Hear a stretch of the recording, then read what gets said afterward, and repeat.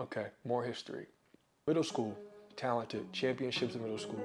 Didn't know how talented I was, but I was talented. I had older brothers, I had siblings that were older than me. We played basketball all the time. I've always played with people that are older than me, so they gave me the upper hand when I did play against people that were my age or in my level. High school, advanced, went in advanced. Didn't play freshman, played JV, then boom, varsity, 3-year starter. Big name in my city, like people know who I am for basketball. That's just what they know about me. I know how to hoop. Didn't have the best grades in high school, so I did not go to the best college. And that's a lesson there.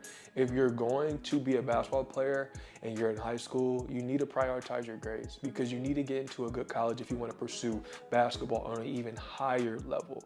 So that's that. I did not have the grades, everybody. I was not good at, time management when it came to school or just in general. I just was never taught to prioritize my academics, which hurt me. But life, God has a way of handling these things and handling things in life to where things happen for a reason. So I do not have the best GPA. However, I have a lot of Division III schools looking at me in this process. So you know what? One of those schools happened to be the University of Mount Union located in Alliance, Ohio. Head coach now and still is Mike Fuline. He recruited me to play for the University of Mount Union. So me, I am a kid from Akron, Ohio. I don't have much money.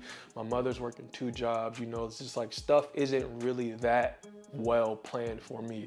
I'm thinking I have to play basketball. Basketball's my way out. I want to go overseas. I wanted to do all these things. So I pursued it with everything I had in me.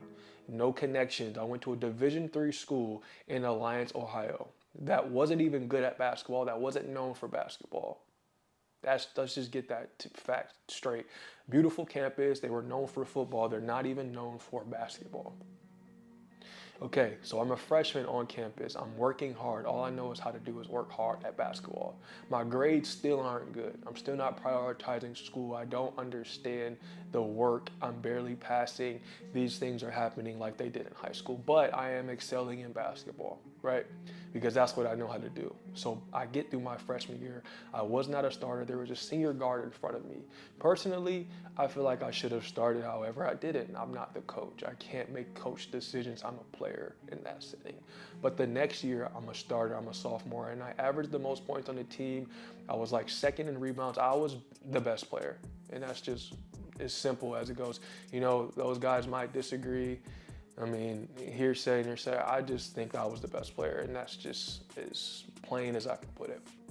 I think I was the best player because that following year, I was a preseason All-American, and in the D3 world, I guess that's a big deal because I didn't know that it was. But when the start of my junior year happened, everyone's like, oh my goodness, like I was on a newspaper or something, and me, this is how deeply rooted like my mindset is just within a game. I'm not even thinking about accolades. I'm just thinking about playing. I don't care about accolades. I don't care. I just want to play basketball. That's all I've done. So when people are telling me, oh, you're a preseason All-American, and let's rewind. After my sophomore season, people are telling me, hey, you made second team All-OAC. Oh my goodness, that's like, I'm like, bro, what is that? What is second team? I don't even know what that means. I don't care. I'm just like, I don't even know what to make a second team means. That's how uneducated I was just about things that revolved around the game. So they're telling me these things after my sophomore year, and I become a preseason All-American for my junior year, right? So I'm feeling good, I guess. I'm like, whoa, preseason All-American. I guess that's a good thing. People are talking about it, so it must be good. I go to practice, I'm practicing. I'm hooping, I'm doing my thing. I'm getting some traction. I'm getting some buzz. I break my foot. I go up for, I'm throwing the ball on a pick and roll, and I land on another teammate's foot, and I break my foot. I was devastated. I spent the whole year in a boot. I was like wheeling myself around campus, heavy depression. It was awful. It was one of the worst times of my life. Like I felt like everybody that I felt cared about me, I feel like just disappeared. I couldn't play. And I just feel like that love and that attention I was getting from people just went away. So, here I am, a junior, I have a broken foot, I'm depressed, like all these things are happening for me. And mind you, I had surgery that year, and I did not want to play basketball that year. However, what happened was my coaches, my teammates, people were just like kind of like, come on, you should come back, you should play. I was a preseason All-American, and we had just got a transfer from a D2 school that he and I were supposed to combine, and we were supposed to win a championship or something, because last year we made it to the Sweet 16 for Division III, and that's a big deal for our school because, like I said, Mount Union is not known for basketball, so this is all new. This energy is new. The NCAA tournament is new, and that's what we were going with. So I'm a junior. Year passes by. I actually play in a game, and I just felt terrible, bro.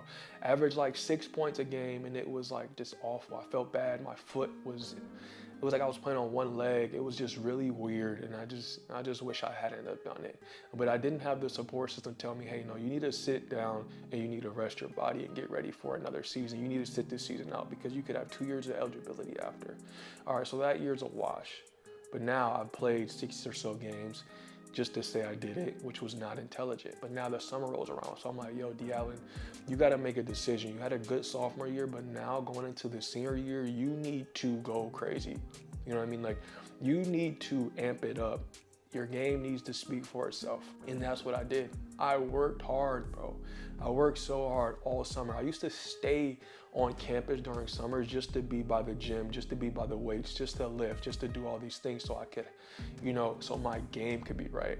I believe I worked with a couple coaches that summer as well. They helped. And that's something I will say, like, if you have a good coach, that's vital in your journey of a basketball player, right? Or you need guidance, you need a great support system, right? So going into my senior year, you know, I'm still feeling some remnants of a foot injury. Like, I haven't really rehabbed it, but I've been playing a lot of basketball, and I know I'm lifting weights, I'm strengthening, but I still didn't go through the proper rehab situation. However, I'm a senior now. I'm the leader.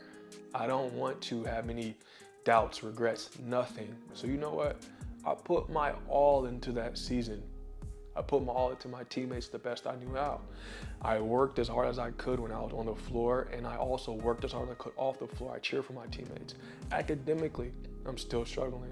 The story is still the same academically. I haven't really figured it out how to balance basketball and academics in like real life. You know, that was never taught to me, mind you. You know, my father's not really close to me at this moment in time, and it's not a knock on him, it's just the truth as to where I was at. Now, I'm going through college, going through my senior year, and I'm balling, I'm doing my thing. I'm having season highs, 38-point games. We're beating big teams, we're ranked, we're doing all these things, right? I have a young cast as well. And someone you know is in that cast, very famous at the moment, one of the biggest influencers in the world. And don't underestimate that. One of the biggest influencers in the world. Devontae Frigga, freshman. Nathan Bauer-Malone, freshman.